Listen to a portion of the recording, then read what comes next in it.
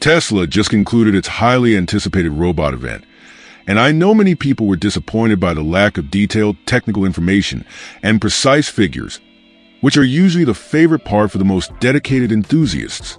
However, I went into the event with moderate expectations, remembering Tesla's past events, which were often marked by delays and, in some cases, chaotic organization. Indeed, the event was delayed, but this time there was a valid reason, a medical emergency that was promptly attended to. When everything started, I found myself surprisingly optimistic about what was being shown. On the podcast I participated in, we had already discussed the possibility of seeing a fully functional autonomous vehicle. Expectations were high, especially around the promise of the CyberCabs, and there they were, beautiful, with a futuristic and sleek design, driving around the Warner Brothers studio. During the event, 20 CyberCabs and another 30 Model YS were operating with a special full self-driving FSD code, driving completely autonomously in a closed circuit. Social media was soon filled with videos made by attendees, demonstrating how these vehicles functioned. One of the aspects that impressed me the most about the CyberCab was the fact that it had automatic doors that open and close by themselves, without human intervention. You just had to approach, enter, fasten your seatbelt, and enter your destination into the interface. The interface was straight out of a science fiction movie, with a style reminiscent of the Westworld series. You just touched the desired destination, and the vehicle handled the rest. Although the route was limited to a closed path inside the studio, the concept demonstrated seemed like a promising glimpse of the future of transportation. Of course, as is common with Elon Musk's promises, there is still a long way to go before these autonomous vehicles are fully ready for the streets. Elon's optimism about deadlines is well known, but even knowing this was just a small glimpse of what's to come, the event was impressive. Another highlight was the presence of humanoid robots walking around the venue, serving drinks and snacks to participants. Although it was evident that many of these robots were being remotely controlled, their fluid movements and natural gestures hinted at what Tesla might be planning for the future of robotics. Imagining these robots in real-world environments, performing everyday tasks, no longer seemed so far-fetched. The event itself seemed fun to watch, and I confess that I would have loved to have been invited. Perhaps I'm not on Tesla's good relations list yet. One of the elements that captivated me the most was the design of the CyberCab, or was it Robotaxi? I'm still not sure, as the names were used interchangeably throughout the event. On Tesla's official website, the name Robotaxi is mentioned, and even the vehicle's license plate had the word engraved in the distinctive Cybertruck style. Whatever the final name may be, it doesn't matter. The vehicle is simply stunning. The CyberCab is also impressive for its aerodynamics. It doesn't have side mirrors, which improves airflow, and it has a large storage space in the back, accessed by a wide lid. However, it appears to be a two-seater vehicle with no visible rear seat. The doors are another interesting aspect. They open upwards, reminiscent of supercars, but with a much larger opening than cars with gull-wing doors. This feature would make me a little nervous about parking it in tighter spaces, but Elon assured that in the future, this won't be a problem. He reinforced his vision of a world where vehicles are always in motion, autonomously driving to where they are needed, eliminating the need for parking spaces. However, this vision of the future depends directly on the advancement of autonomous driving software and, of course, regulatory approval, factors that are still far from being resolved. While some were frustrated, expecting more technical details, that didn't bother me as much.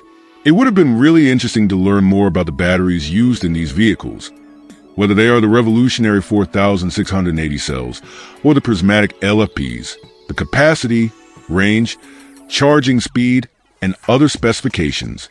But considering Tesla's history of presenting ambitious numbers that don't always materialize, it makes sense that the company decided to be more cautious in sharing this information. One figure Elon mentioned, however, ended up being somewhat disappointing for some.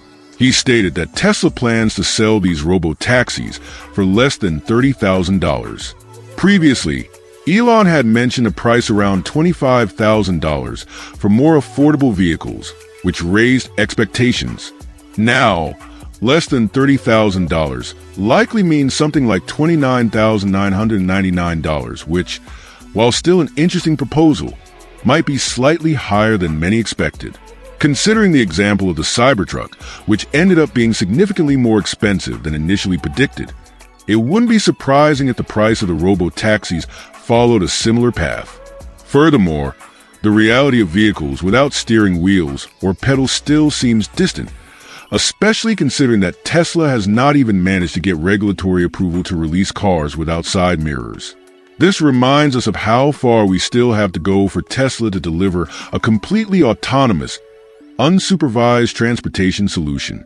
One detail that concerned me was the fact that the CyberCabs didn't have visible charging ports. Elon briefly mentioned that these vehicles would be equipped with induction charging.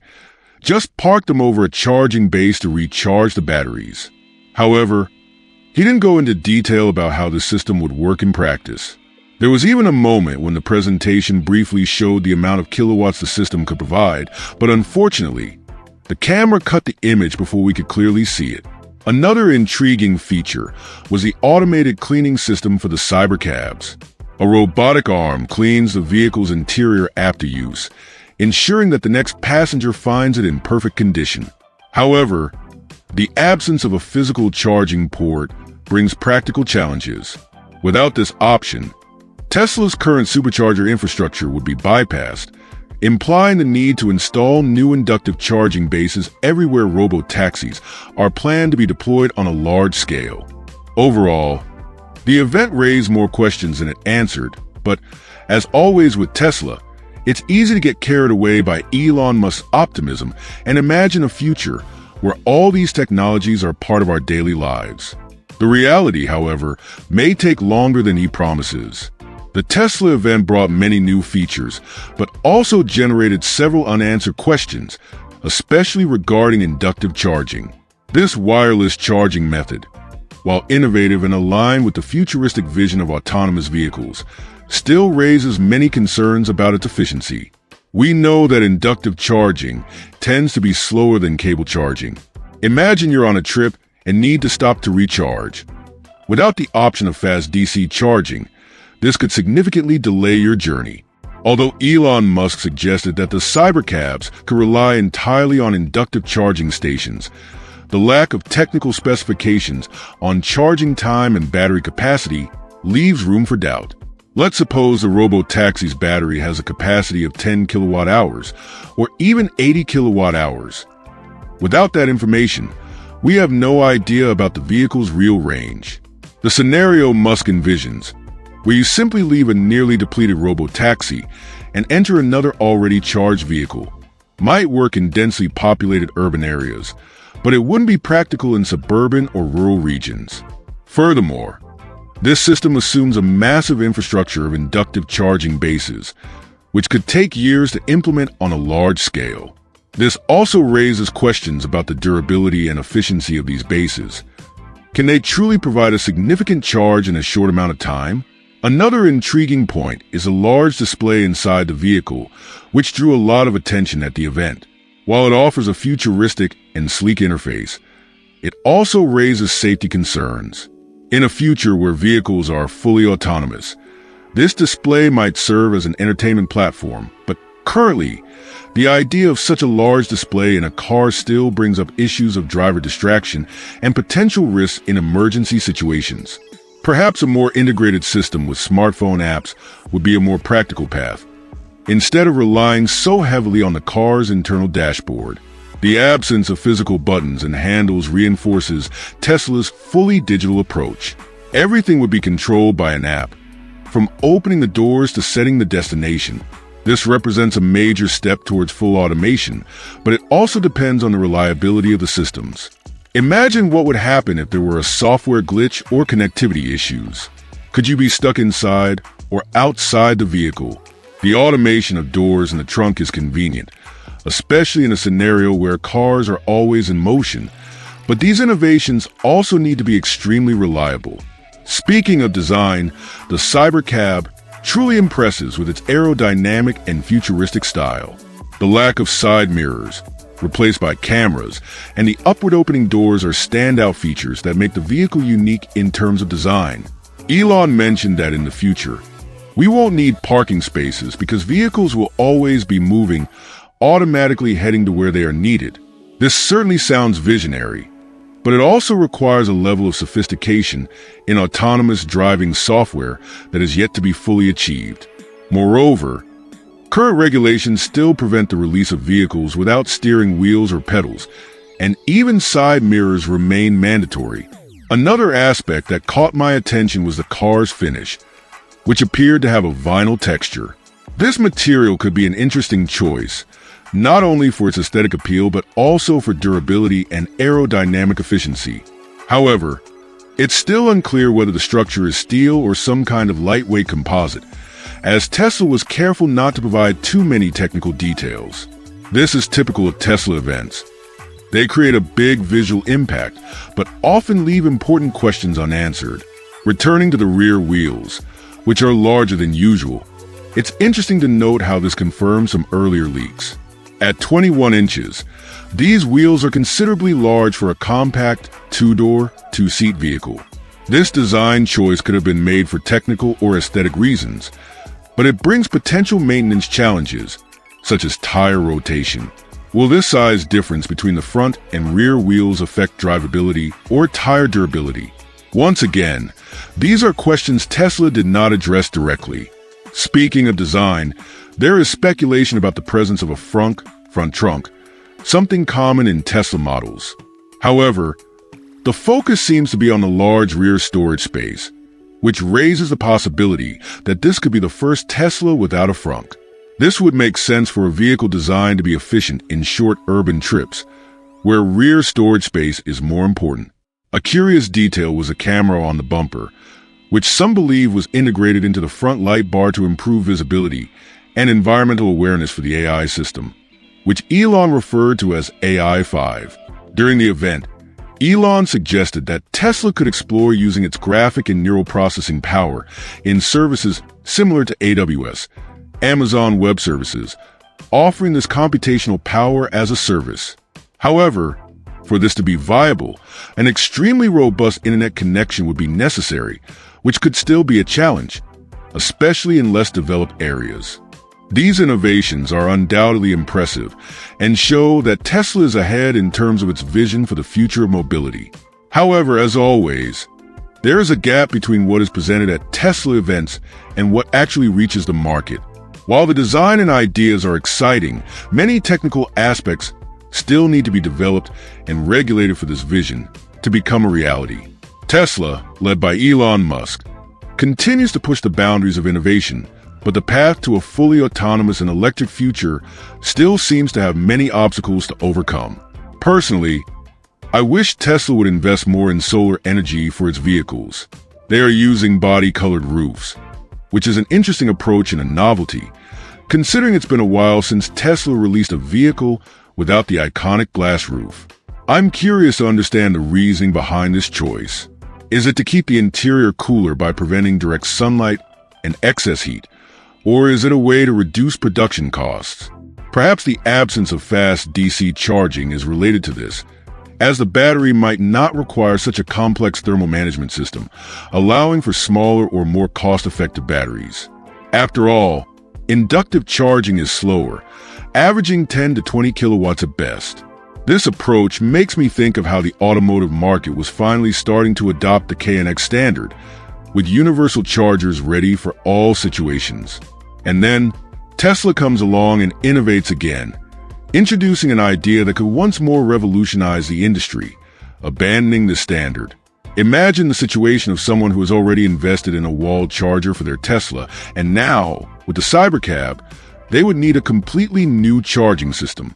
For those planning to have this type of vehicle at home, this change could be frustrating. And as always, Tesla didn't disappoint with surprises at the end of the event. Besides the CyberCab, they introduced the much-talked-about Robovan.